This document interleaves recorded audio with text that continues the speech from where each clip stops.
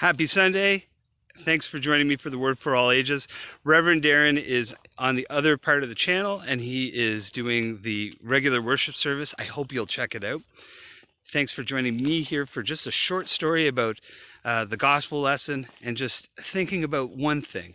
When is a mistake not a mistake? When is a mistake not a mistake? Have you ever made a mistake? Let's talk about that.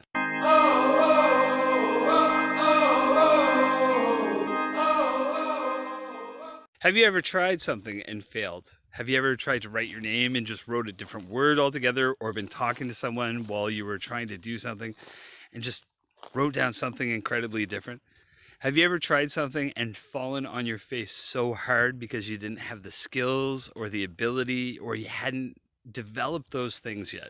These things happen to the disciples all the time in the Bible. I don't think that we should be particularly embarrassed. I love this story, though, of Peter, where Jesus sent the disciples away and was up on the mountain praying. The disciples start going across this lake and a storm comes and they're getting frightened and scared. And Jesus appears to them, and that makes them even more scared because there's Jesus on the water. And Peter says to Jesus, "If you just command me, I'll come to you."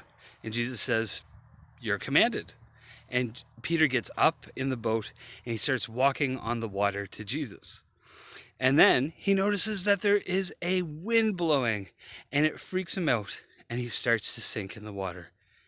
He's in literally over his head.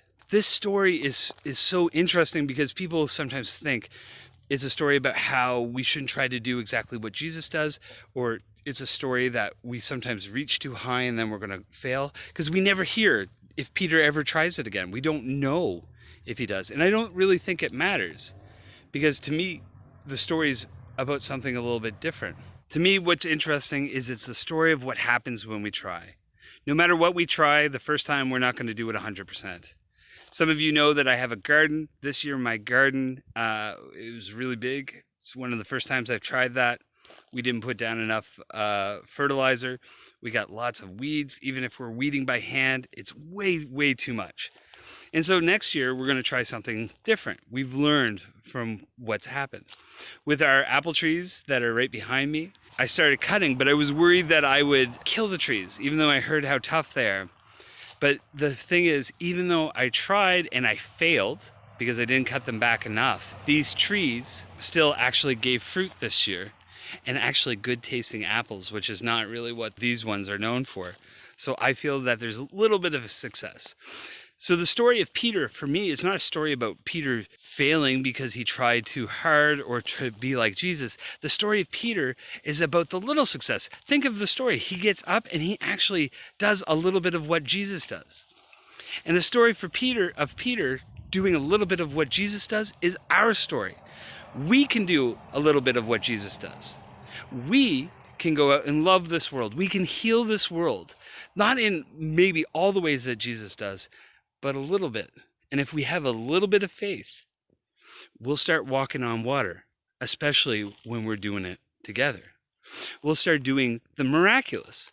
We'll start letting everybody know that they are loved and cared for, and people will feel that. And if those people start feeling it and start sharing that, it grows till everybody knows that they're loved and cared for, and we feed the world and we look after this world. And that is a miracle much greater than walking on water. But I'm going to invite you to think about what it is we can do.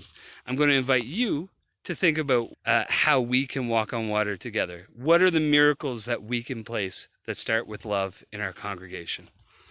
All right, won't you join me for a moment of prayer? Dear God, thank you so much for all that you've given us.